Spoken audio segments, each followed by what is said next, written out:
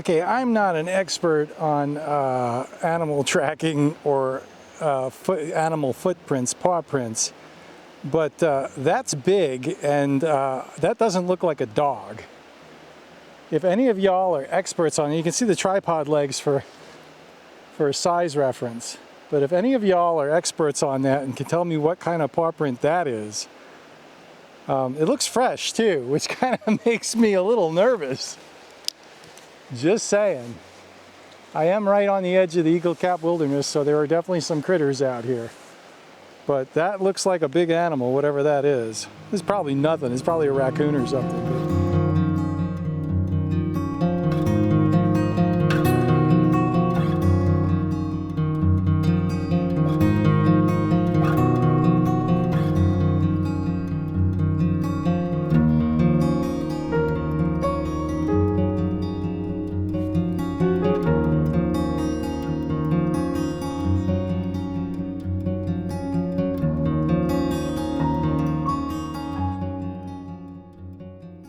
Hey there everybody, how's it going? Nice to see you again. Thanks for coming out today. This should be an easy video to make because there's lots of things to talk about and I'll probably miss a few things, but I have been with Fuji now since at least 2013. And I think that Fuji introduced its first XF series camera at 2012 maybe, because I think 2022 was their 10-year anniversary of the X system. And so I have had a Fuji camera solidly since at least 2013, and I still have it. It's my X100S. I don't use it much, but I do have it. And since 2018 and the X-T3, I've been a solid Fuji user of the X-T3, X-T4, and today I'm using the X-T5 and the XH2. Why is it so? But I've tried, and you guys, if you've watched this channel, you know, I've tried Nikon Z7 II, the Z6 II. I had that system for a month or two. The Sony, I had the A7R III, I had the A7R4, I had the A7 IV, I had the A7C for a week. I didn't like that camera at all. Well, for what I'm doing for my use case scenario. And then most recently I had the A7R5 and the A7C2. Now that's a different program, and maybe we'll get back to that later. But throughout it all, it's just been really, really hard to get away from the Fujis. They just do everything so well now that it's just a great camera system. It does everything I need it to do as a professional landscape photographer, and just in general, just photography in general. It's honestly, at this point, it's the best system I've used overall. In the beginning, and I mentioned 2013, in the beginning, like, it was rough going. I was coming over from Pentax DSLRs, which may not be cutting edge in terms of autofocus and sports photography and speed and things like that. But one thing that Pentax absolutely does right, and was the leader, so I mean way ahead of the pack from all the other cameras, in my opinion, was the user interface. The cameras were absolutely a pleasure to use. They didn't get in the way. As an old film photographer, the Pentax cameras were, and still are to a certain extent, the best I've ever used as far as digital cameras are concerned. They just didn't get in the way. Anything you wanted to do in terms of the menus and stuff, you could do. So just as a side note, you know, now that Ricoh's taken over and more of Ricoh's influence is getting into the design gestalt of Pentax, and not so much. The K3 Mark III is still good, but it's not the best. Like, I prefer the K1 Mark II over the K3 Mark III. It's more of that old school Pentax intelligent user interface made by a photographer, as opposed to like a computer programmer, which is more like what Ricoh's doing with the K3 Mark III. Okay, enough of that. In the beginning, the Fuji cameras were not the greatest for that. The menus, there was a lot of quirkiness. I remember there were like, they did the old Sony thing where there were some settings where you couldn't get 14-bit RAW, it reverted to 12-bit RAW, or in some settings it wouldn't let you set other parameters. It wasn't there was limitations, okay? That's always off-putting, I find it anyway. But I can say that Fuji as a company in general, they are the best company in terms of listening to photographers and implementing changes in their cameras to make them more photographer friendly. Not just user friendly, but photographer friendly.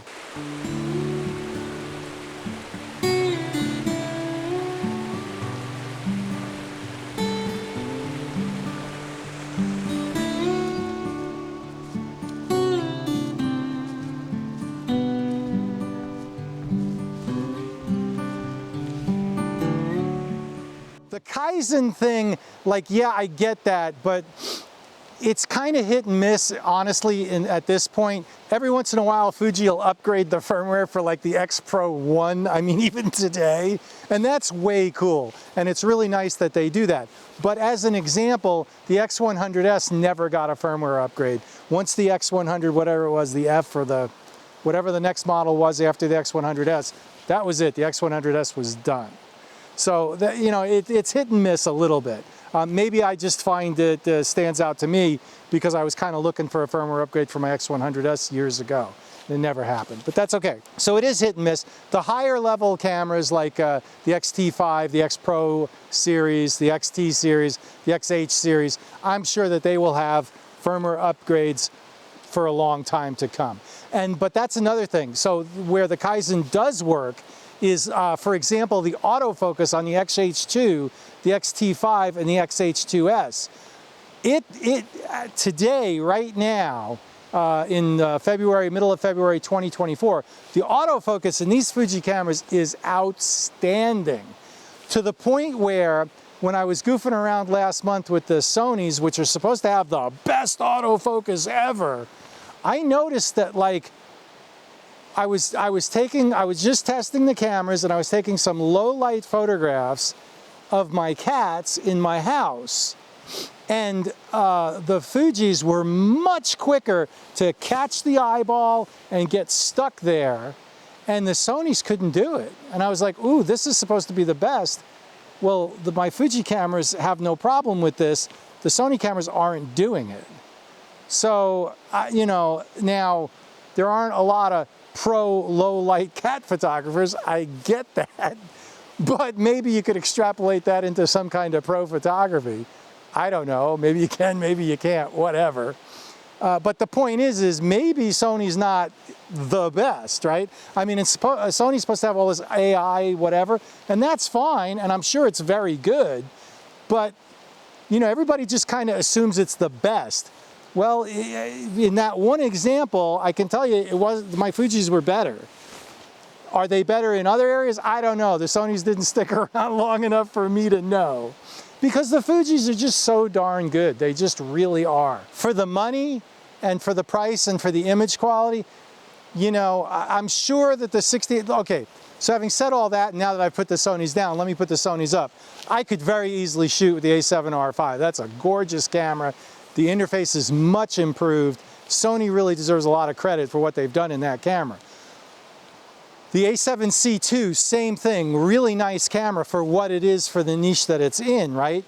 But for me personally, like, it just doesn't beat my Fujis. My Fujis do everything I need them to do, and they do it well, and they do it competently. So for me, like, you know, to spend the $8 grand to get into the Sonys, for me, and I've said this in other videos, was just a sideways move for me. It didn't really, in some ways, it wasn't better. And so that's why I stick with the Fujis. That's why I've stuck with the Fujis. They really are, at this point, like, I like the menus and I like the user interface better than I did the Pentexes of years ago, okay? It's a modern mirrorless camera that is really on the cutting edge. The X-T5, XH2, I'm sure the XH2S, right? They really are great cameras. But more importantly, they're kind of transparent. They don't get in my way. They allow me to be creative. I enjoy using them.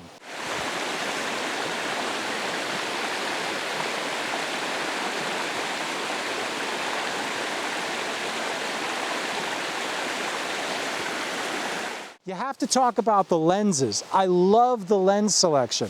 I did notice with my 23 f2, the backgrounds are a little jittery, okay, when they're out of focus. So, I mean, it's a bokeh thing, right? And yeah, you know, the 23 f2 is, what is it, $400 or $450?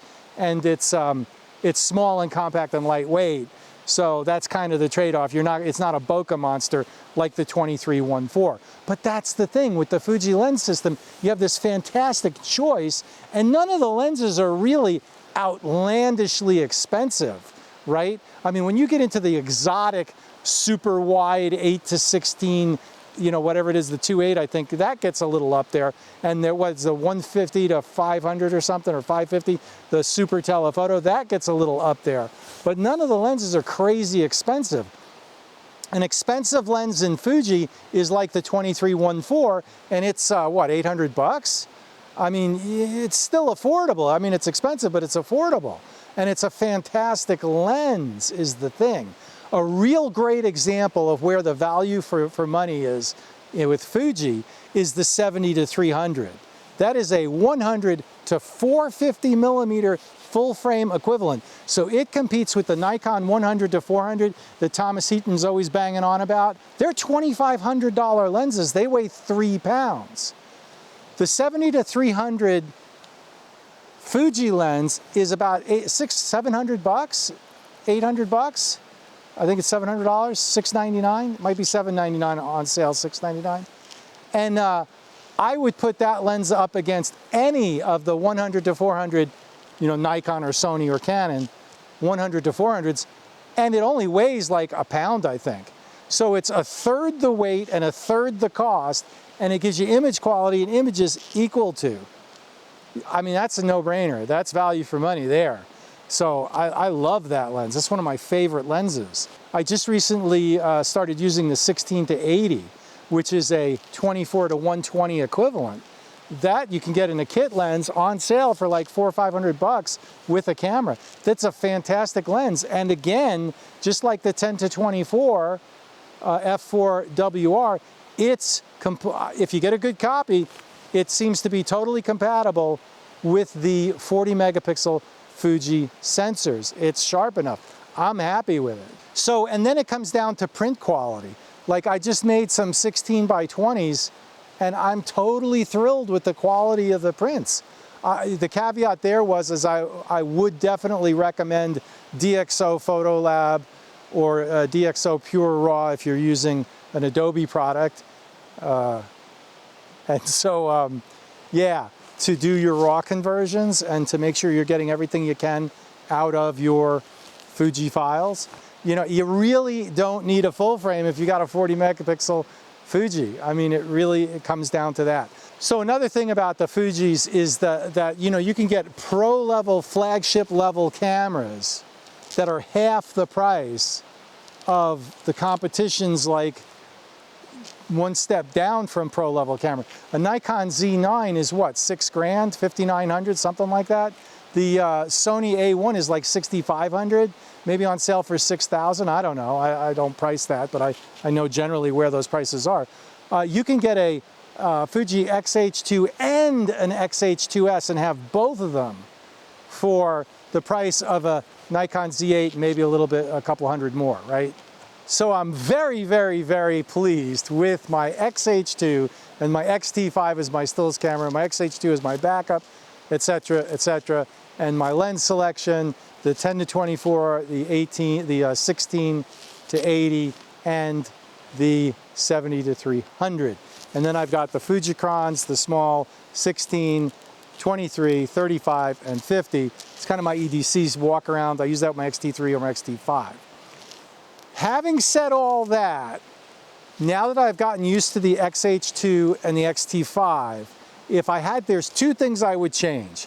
Number one, I would have bought the XT5 in silver, because I kind of dig that retro silver look on those retro cameras. No big deal, right?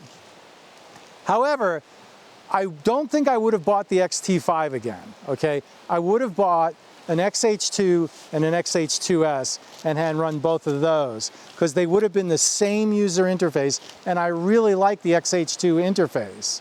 And it would have been nice to have the video capabilities of the XH2S, the slow motion without the crop, it's 60 FPS, all of that. So if I had to do it over again, I'd probably buy an XH2 and an XH2S, and maybe not the XT5, and I would have used my XT3 for my EDC everyday carry. Now, having said all that, it's not anything I'm going to switch. I mean, maybe if I come into some money that I just can't not spend, I'll get an XH2S for kicks and giggles, or if it goes on sale, etc., whatever. But also, we don't know what's coming. I'm really kind of hoping the X Pro 4 turns into something that I want, and we'll see. If they get all the bits and bobs on it correct, the X Pro 4 would probably be my next camera. So I would love to add an X Pro 4 to the mix. Okay. All right, so what I set up for this shot is 2-second self-timer with 3-shot bracketing, 2 stops in between each shot, and starting from 0 and doing -2 and -4. Because the snow on that rock over there is blowing out a little bit, and I can always recover the shadows, but you can't recover the highlights if they're blown out. So that's my thinking for this shot, and if it turns out any good, here's the shot.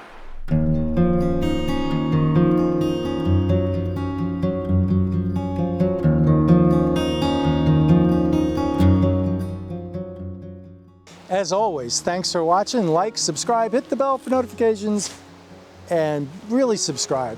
That's what my channel needs more than anything else. It makes me, it spurs me on to make videos, and it makes me feel like somebody's listening and that you guys care. So yeah, subscribe, that would be awesome. And other than that, have a great one, and we'll see you out here.